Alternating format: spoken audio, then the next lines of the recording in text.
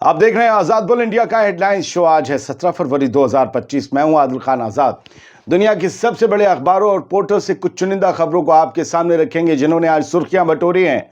इस शो में आज आप देखेंगे लेबनान में कल सीजफायर की आखिरी तारीख, वापस लौटने की जगह आगे बढ़े इजरायली टैंक, हिजबुल्लाह की चीफ की वार्निंग बेअसर, यूएस इसराइल की धमकियों के बाद ईरान ने दिया मुंह तोड़ जवाब, कहा न्यूक्लियर प्रोग्राम की हिफाजत के लिए हर कदम उठाने को हैं तैयार। गजा में जंग के 500 दिन पूरे, दूसरे फेज के लिए काहिरा पहुंचा इस्राएली डेलीगेशन, पहले फेज की शर्तें अब भी अधूरी। और सऊदी अरब पहुंचे यूएस सेक्रेटरी ऑफ स्टेट, कल हो सकती है रशियन डेलीगेशन से मुलाकात, पुतिन ट्रंप की मीटिंग का खाका होगा तैयार। खुशामदीद शुरुआत करते हैं शो की। कल 18 फरवरी है। लेबनान में सीजफायर की मियाद अब से कुछ घंटों में खत्म हो जाएगी। आज शाम तक इजरायली फोर्सेस को साउथ लेबनान से निकल जाना था, लेकिन आईडीएफ ने इसके बरअक्स अपने टैंक्स नए इलाकों में आगे की तरफ बढ़ा दिए हैं, ऐसे दावे किए जा रहे हैं कुछ तस्वीरें और वीडियोस शेयर करके। यानी साफ है कि इसराइल को परवाह नहीं है कि हिजबुल्लाह के साथ उसकी जंग वापस शुरू हो सकती है। शायद उसका प्लान ही ये हो। खबर यह है कि आज सुबह इस्राएली टैंक्स ने साउथ लेबनान के कफ्र शुबा में दस्तक दी है। आज सुबह सोशल मीडिया पर एक वीडियो वायरल हुआ जिसमें देखा गया कि इस्राएली टैंक्स साउथ लेबनान के कफ्र शुबा शहर में दाखिल हो रहे हैं। यह पहली मर्तबा है जब लेबनान की आर्मी के डिप्लॉयमेंट के बाद ऐसी कोई इस्राएली मिलिट्री इंक्लूजन हुई हो। यानी लेबनान ने जब अपनी ऑफिशियल आर्मी इन इलाके में तैनात कर दी, उसके बाद आईडीएफ का घुस जाना, ये तो सवाल भी पैदा करता है नीयत पर भी और लेबनानी आर्मी क्या कर रही है उस पर भी। लोकल मीडिया के मुताबिक ये इस्राएली एडवांसमेंट उस वक्त हो रही है जब लेबनान के ऑफिशियल्स ये कह रहे हैं कि इस्राएली फोर्सेस की वापसी बहुत तेजी से होनी चाहिए, ऐसे जैसे दिवाली का रॉकेट शूं करके तेजी से जाता है। एक्टिविस्ट और लोकल न्यूज प्लेटफॉर्म्स कहते हैं ये हरकत लेबनान की सॉवरेनिटी और सीजफायर एग्रीमेंट के खिलाफ है और इसके नतीजे में एरिया में टेंशंस और ज्यादा बढ़ सकती हैं इस रीजन में, यानी यूं समझिए लेबनानी एरिया में, साउथ में। लेकिन सवाल यह है कि क्या लेबनान की हुकूमत आखिर खामोश रहेगी? आखिर कब तक मुर्दारी दिखाती रहेगी लेबनान की हुकूमत और वहां की फोर्स? और कल के बाद क्या वाकई हिजबुल्लाह और आईडीएफ के बीच वापस जंग शुरू हो जाएगी? क्योंकि याद रखिएगा, आज सुबह के सबसे पहले बुलेटिन में सबसे पहले हमने आपको यह बताया था कि पिछली रात हिजबुल्लाह के चीफ नईम कासिम ने इजराइल को 18 फरवरी तक वापस लौटने की वार्निंग दी है और उसके बाद के लिए कहा है कि हमें नहीं पता फिर क्या क्या होगा। अब लेबनान के बाद बात करते हैं ईरान की। ईरान अपने न्यूक्लियर प्रोग्राम की दिफा में, डिफेंस में, सिक्योरिटी में कमजोरी नहीं दिखाएगा। पूरी मजबूती से अपने न्यूक्लियर साइट्स की हिफाजत करेगा ईरान। ये बयान ईरान की तरफ से ही आया है, जो इसराइल और अमेरिका के लिए वार्निंग माना जा रहा है, क्योंकि ये दोनों ही कल कह चुके हैं कि एक न्यूक्लियर ईरान, यानी न्यूक्लियर हथियार रखने वाला ईरान, उसका वजूद हमें मंजूर नहीं है, यानी उस ईरान को हम मिटा देंगे। ईरान की फॉरेन मिनिस्ट्री की स्पोक्समैन हैं इस्माइल बागई। इन्होंने नेतन्याहू और ट्रंप के बयानात का जवाब देते हुए कहा कि ईरान पिछले 30 साल से न्यूक्लियर वेपन्स ट्रीटी और न्यूक्लियर सेफगार्ड्स का एहतराम करता आया है। ईरान का न्यूक्लियर प्रोग्राम पुरअमन है और इसमें कोई किसी किस्म की कमजोरी नहीं दिखाएगा, मतलब ईरान किसी किस्म की कमजोरी नहीं दिखाएगा। ईरानी फॉरेन मिनिस्ट्री ने कहा कि नेतन्याहू ईरान के खिलाफ खुलेआम हमलों की धमकियां दे रहा है, इस वजह से उसको इंटरनेशनल लेवल पर रोकने की जरूरत है। और यूएस ऑफिशियल्स के बयानात कभी आते हैं कि वो ईरान से बात करना चाहते हैं, कभी उन्हें ईरान का वजूद बर्दाश्त नहीं है। इस तरीके के अलग अलग अप डाउन बयानात पर भरोसा नहीं किया जा सकता। दोस्तों, आपको याद होगा कि कल Israeli prime minister Benjamin Netanyahu ने US secretary of state Marco Rubio से मुलाकात के बाद कहा था कि इसराइल और अमेरिका मिलकर ईरान के न्यूक्लियर प्रोग्राम और उसके मिडिल ईस्ट में असर और रसूख को खत्म करने के लिए काम कर रहे हैं। रूबियो ने भी इस दौरान बयान दिया था कि हर दहशतगर्द ग्रुप के पीछे, हर तशद्दुद का अमल, हर इंस्टेबिलिटी का सबब और इस पूरे इलाके में जो भी अमन और सलामती के लिए खतरा है, اس کا ذمہ دار ایران ہے۔ آج آیا ایران کا یہ بیان انہی دونوں کے بیان کا منہ توڑ جواب مانا جا رہا ہے، مان سکتے ہیں۔ بات غزہ کی۔ اسرائیل اب بھی غزہ میں ٹیمپرری شیلٹرز کی انٹری روک رہا ہے، جس کی وجہ سے IDF کے ظلم کے شکار بے گھر فلسطینی بارش اور کھلے آسمان کے نیچے جینے کو مجبور ہیں۔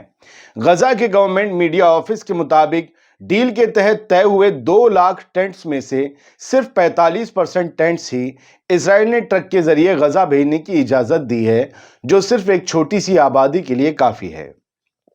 اس میں سے بھی 45% پہنچے نہیں ہیں۔ 60,000 موبائل ہومز پورٹا کیبن ٹائپ جو شدت سے ضروری ہیں اب تک غزہ پہنچ نہیں سکے، کیونکہ اسرائیل نے ان کی انٹری روک رکھی ہے۔ ہمیں یہ بار بار نیوز پڑھنی ہوگی تاکہ اگر ہماری آواز کہیں پہنچ سکے تو وہ سنیں کہ ڈیل کو نبھایا نہیں جا رہا ہے۔ مہینے بھر کے تباہ کن حملوں کی وجہ سے غزہ کا انفراسٹرکچر بری طرح متاثر ہو چکا ہے، روڈز تباہ ہو چکی ہیں، جس کی وجہ سے ایڈ ٹرکس کا پہنچنا مشکل ہو گیا ہے۔ جن لوگوں نے واپس اپنے علاقوں میں جانا چاہا، ان کا پہنچنا بھی آسان نہیں ہے، کیونکہ ہر جگہ انفراسٹرکچر ڈیمیج کی وجہ سے پہنچنا مشکل ہے۔ ایڈ کی ڈیلیوری اور ٹرکس کا گزرنا ایک بڑا چیلنج ہے، کیونکہ غزہ کے راستے اب بھی بمباری کی وجہ سے خستہ حال ہیں۔ اب اگلی خبر حماس سے جڑی ہوئی۔ حماس نے غزہ اسٹرپ کو فلسطینی اتھارٹی کے محمود عباس والی فلسطینی اتھارٹی کے حوالے کرنے کا ارادہ ظاہر کیا ہے، ایسی رپورٹس آئی ہیں، دعویٰ کیا گیا ہے۔ اسکائی نیوز عربیہ کے مطابق حماس نے کہا ہے کہ وہ غزہ اسٹرپ کو فلسطینی اتھارٹی کے حوالے کرنے کے لیے تیار ہے۔ سورسز کے مطابق اس فیصلے کی وجہ مصر کا پریشر ہے، جو کہ حماس ڈیلیگیشن پر ڈالا گیا ہے۔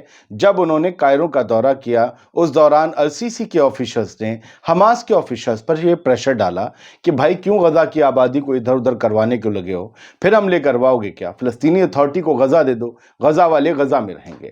حماس کے جو کارکن ہیں انہیں نئے ایڈمنسٹریشن میں شامل کیا جا سکتا ہے یا پھر وہ ریٹائر ہو سکتے ہیں، لیکن ان کی تنخواہیں دی جانے کی گارنٹی ہونی چاہیے، یہ ایک شرط رکھی گئی ہے۔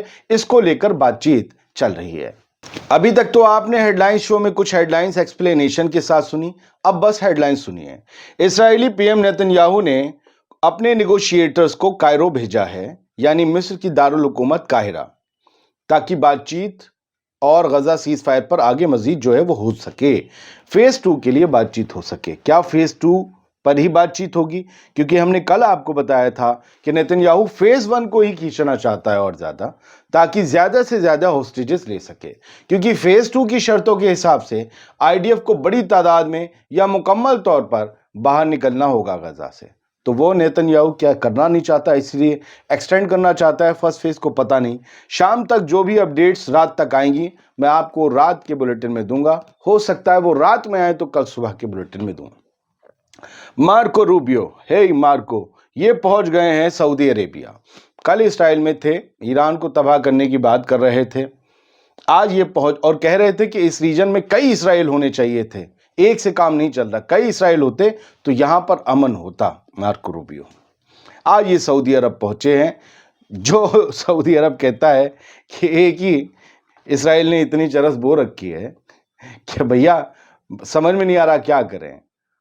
یہ کہتے ہیں کہ ٹرمپ کے، کیونکہ بھائی ٹرمپ کے منسٹر ہے، سیکریٹری آف اسٹیٹ، ودیش منتری امریکہ کے، سمجھیے یہ جو ہے ودیش سچیو کہلاتا ہے، لیکن ودیش منتری مانیے اپنی زبان میں، فارن منسٹر۔ یہ کہتے ہیں کہ ٹرمپ کا پلان صحیح ہے، غزہ کو خالی کرانا چاہیے، لوگوں کو ادھر ادھر بھیج دینا چاہیے۔ وہ جن سے ملنے گئے ہیں سعودی عرب میں وہ یہ کہتے ہیں کہ نہیں، پیلسٹینین کاز سے ہم پیچھے نہیں ہٹ سکتے، 2 اسٹیٹ سولوشن ہونا چاہیے، تبھی جو ہے ہمارے اسرائیل سے تعلقات جو ہیں وہ نارمل ہوں گے اور غزہ کے لوگوں کو کہیں نہیں نکالا جا سکتا۔ انہوں نے مصر کو آگے پش کر دیا کہ بھائی مال ہمارے پاس ہے، تم اپنی زبان لب لب لب لب چلاؤ، ہم چاہتے ہیں کہ تھوڑا پیچھے کھیلیں۔ فی الحال یہ سب چلتا رہتا ہے۔ تو یہ پہنچے ہیں مارکو روبیو، اب وہاں سعودی عرب سے اس پورے ریجن پر بات چیت ہوگی، لیکن اس کی ایک اور وجہ ہے ڈونلڈ ٹرمپ اور ولادیمیر پوتن کی ہونے والی ملاقات، جو سعودی عرب کی زمین پر ہی ہوگی۔ اگلی خبر وہی بتاتی ہے کہ رشیا اور US کی میٹنگ ہونے والی ہے یوکرین کے مدعے پر سعودی عرب میں، ٹھیک ہے، اور یہ طے پائی گئی ہے رپورٹس کے مطابق 18 فروری یعنی کہ کل یہ میٹنگ ہوگی، ٹھیک، اور اس میں یوکرین شامل نہیں ہوگا، رشیا تو ہوگا، امریکہ ہوگا، زمین سعودی عرب کی ہوگی، یوکرین جنگ پہ مدعا ہے پورا میٹنگ کا، لیکن یوکرین کو کہا تم وہیں رہو یار، ایڈ دے رہے ہیں، کھاؤ پیو موج کرو۔ اب یہ سب آفیشلز ملیں گے، امریکن سیکریٹری پہنچے ہوئے ہیں، اسٹیٹ سیکریٹری، اور Russian foreign minister Sergei Lavrov بھی کل پہنچیں گے، دونوں ایک لیول کے لوگ ہیں، بات کریں گے۔ پھر ہو سکتا ہے کہ ٹرمپ اور پوتن کی میٹنگ کا بھی یہیں سے راستہ نکل جائے، اگر اچھی بات چیت ہو گئی تو وہ بھی بتائیں گے۔ اب کچھ تصویروں سے سمجھیے، آج بھی اسرائیل نے ڈرون بم جو ہے وہ گرایا ہے، یہ کہا گیا ہے، ہماری کی طرف سے دعویٰ کیا گیا، اسکرین شاٹ دیکھ رہے ہیں، یہ لبنان کا وہی کفر شبہ علاقہ ہے جس کی پہلی ہم نے خبر دی تھی، جہاں اسرائیلی ٹینکس جو ہیں وہ گھس گئے ہیں۔ فی الحال اب ٹینک انکلوژن کے بعد جو ہے یہ بتایا گیا ہے یہاں پر بم بھی گرائے گئے ہیں۔ کیوں اس علاقے میں اسرائیل فورس واپس آئی پیچھے جانے کے بجائے، یہ سمجھ کے پار ہے۔ آج غزہ پر حملہ ہوئے یا غزہ اور اسرائیل کی جنگ شروع ہوئے، اسرائیل کے ہوسٹیجز حماس کے قبضے میں آئے ہوئے 500 دن پورے ہو چکے ہیں، اور جو ہوسٹیجز اب بھی حماس کے پاس ہیں، ان سب کے رشتہ دار، ان کے چاہنے والے، ان کے سپورٹرز سڑکوں پر ہیں۔ وہ اپنی حکومت، خاص طور سے بنجامن نیتن یاہو کو ڈیل میں ڈیلے اور جنگ واپس شروع ہو سکنے کے آثار کے بیچ ذمہ دار ٹھہرا رہے ہیں۔ ان سب کا یہ کہنا ہے کہ سب کو، اور یہ سڑکوں پر آج نکل رہے ہیں، اور آج ایک بہت بڑا جہاں تک ہے مظاہرہ دیکھنے کو ملے گا رات تک، یہ سب لوگ یہ کہہ رہے ہیں کہ جنگ کو فوراً بند کیجئے، تمام ہوسٹیجز کو واپس لائیے، بس اب یہ جنگ کا نشہ چھوڑ دیجئے۔ غزہ کے ایک حالات ڈرانے والے ہیں، کیونکہ 7 اکتوبر 2023 سے ایسے کوئی باہر نہیں گیا ہے، اور سارا انفراسٹرکچر آپ جانتے ہیں، ساری سروسز، سب کچھ تہس نہس ہو گیا ہے۔ وہاں پر کچرے کا انبار لگ گیا ہے، ان میں ٹاکسک سبسٹنسز بھی ہیں، میڈیکل جو ویسٹ ہوتا ہے وہ بھی ہے، کچرا ہے، گندے کپڑے ہیں، پولیتھینس ہیں، ہو سکتا ہے باڈیز بھی ہوں۔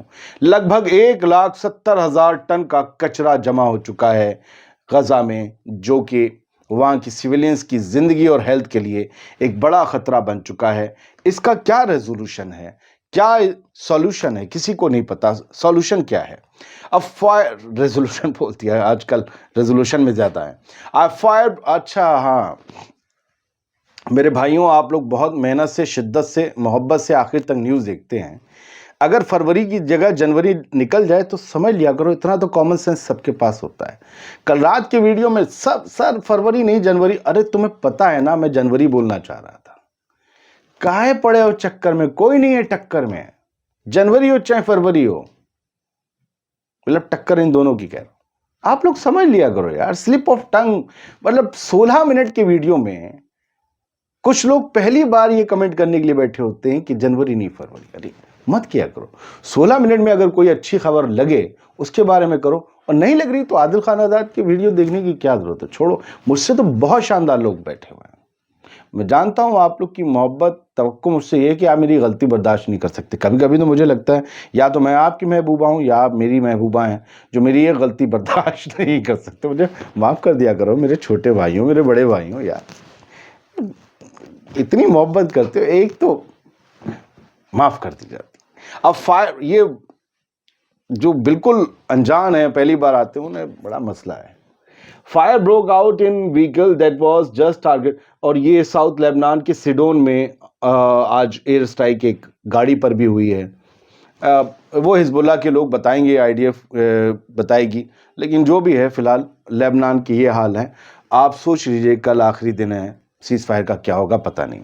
اب بھی جو لوگوں کی باڈیز ادھر ادھر پڑی ہوئی ہیں غزہ میں، ان لوگوں کو اب ان کی گھروں کی چابیوں سے پہچانا جا رہا ہے، کہ اسی سے رشتہ دار پہچان رہے ہیں ان کے گھر کے لوگ، کیونکہ اب ان کی باڈی میں کچھ بھی پہچاننے کے لائق نہیں بچا ہے۔